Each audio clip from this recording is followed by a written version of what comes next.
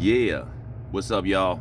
um I just over here. Oh, first of all, you know what I'm saying, big shouts, peace to everybody, much love, you know what I'm saying. It's still in the season, so happy holiday season, whichever way you like to celebrate it, you know what I'm saying.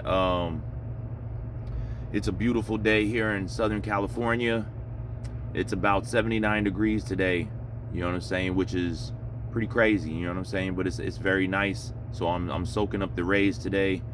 And also I'm just here at the Old Blue, my work van, and down here at the parking where I have parking at. And I was just checking to make sure that everything would be in order for tomorrow, because I have a client that I'm supposed to be assisting tomorrow. And I don't know if you guys can hear in the background, but there's a lot of construction and there's a machine that's in use right now, so I hope that doesn't, you know, bleed into the video too much.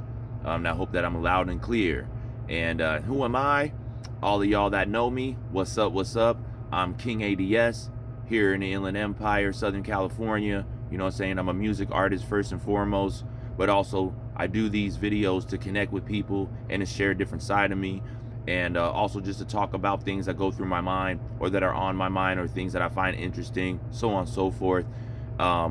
So one of the things I want to talk about is I saw the headlines, and what actually started like this, and I looked for the headline because the way that it started is my who I honored to call my little bro as well, and also close friend, colleague, everything, a Black King. He hit me up this morning and was like, you know, he texted me, and I read it, and it said, yo, UMG just basically bought CD Baby.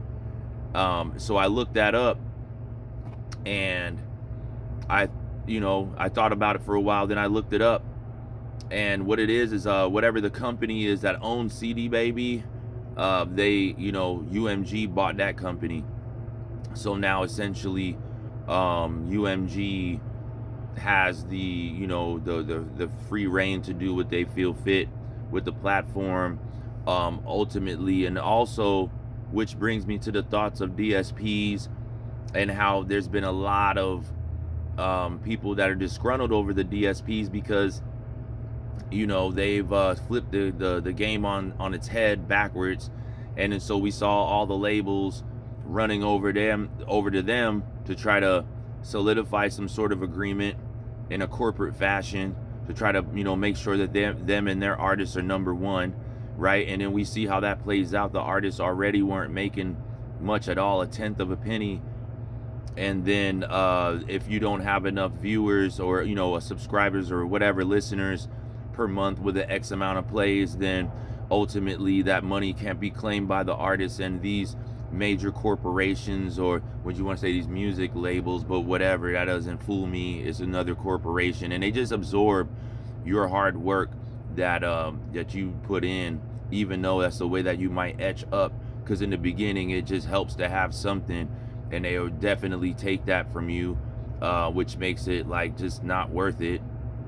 And then on this side, now you have them coming over here because they still weren't making the money, because the platform has already been set, the scale's already been set. That wasn't their house, that was another house. They came to wipe their feet on their rug, and they weren't happy with that. The artists aren't happy, so now they come over to the distributor side, you know what I mean? And so what does that mean for you if you're not like a top selling artist or a top streaming artist? You know, I could see in the same fashion, just as the smaller artists were getting shut out on the DSP, on those streaming platforms, that now the amount of attention or whatever, I would say that it'll be slighted to be in favor of, they'll probably pick a few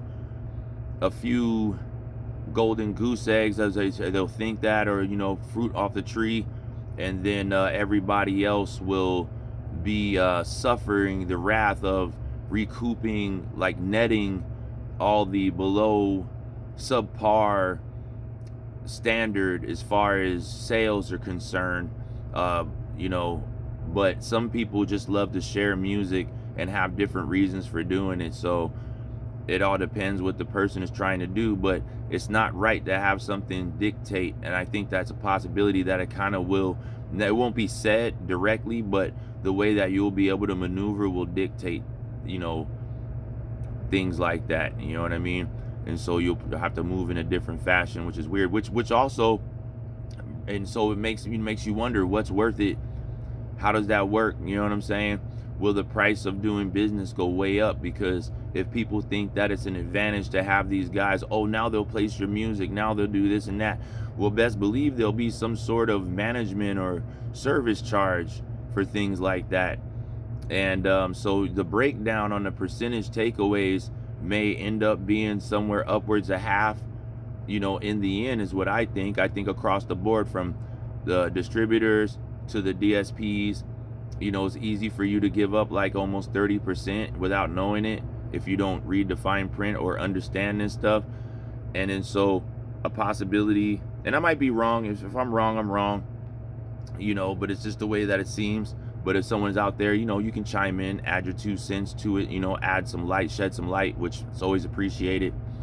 But it's hard. You start to wonder, like, how do you make this make sense, you know? And then there's like conversations that I know that me and a few people used to have, like, is it going to be even worth it to release with the distributors and just get your own UPC barcode and get your own ISRC codes for your songs so they can be tracked, and then enlist your material into these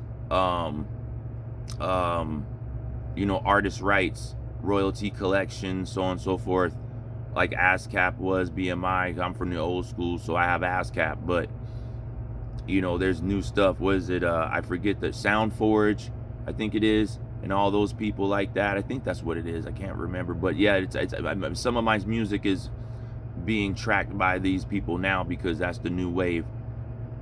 But it makes you wonder, like, should you just take your material and go direct and make your relationships direct? Is it a better scenario because the relationship is more personal? You know, it's more direct, more personal, and you know that was one of the managers they went by right now, but you know, more manageable because you know what's going out and what's coming in, where it's coming from. I come from a time where there was more direct contact and communication, and one of the things that concerned me about these days was seeing that somehow some of my music, and this is from CD Baby, but to see some of my music seems like it's being licensed to some people somewhere, maybe for their podcast or something. I have no idea where it's coming from, but I never have a conversation about it with anybody. There's no paperwork for me to sign from anybody, and that's very disturbing because it's almost as if someone's taking power of attorney and speaking on my behalf, which, as someone who is trying to get something out there, you know, for whatever my own purposes and reasons are, this isn't helping. You know what I mean? So the proper channel would be to direct that third party to the artist to connect them, and then work out things from there. But yeah, and so that's uneasy. That means you have less control, and I don't see that getting any better. I hope that there is a way to do that, you know, and fair across the board too. But but my instincts from being a business person too, I would say that I'd be leaning more towards it's going to be slighted towards the advantage of the deepest pockets, and that is going to be terrible. But it makes you wonder, like, should you just, you know, found your own label, do your own thing, you know, just put it out there, and then make your relationships direct and more personal, so that way you can have a conversation about things and actually know what's on the horizon, where things are coming from and where it's going. And the reason that you can actually make long-lasting relationships and partners in the world is transparency, you know what I mean, and knowing exactly what's going on. But these scenarios that we're entering are not anything but transparent. It's kind of like, hey, if you're on board, cool. If not, then, you know, kick rocks. So, but there's an option there. Like I said, like, you know, you can still run campaigns, you can still do what you need to do to promote and get things out there.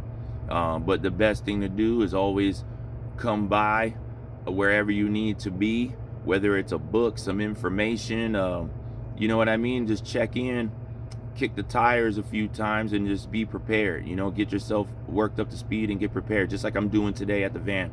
And I also enjoy doing the video out here today because of the sunlight, and it's a change of scenery. So I hope you guys enjoy that as well.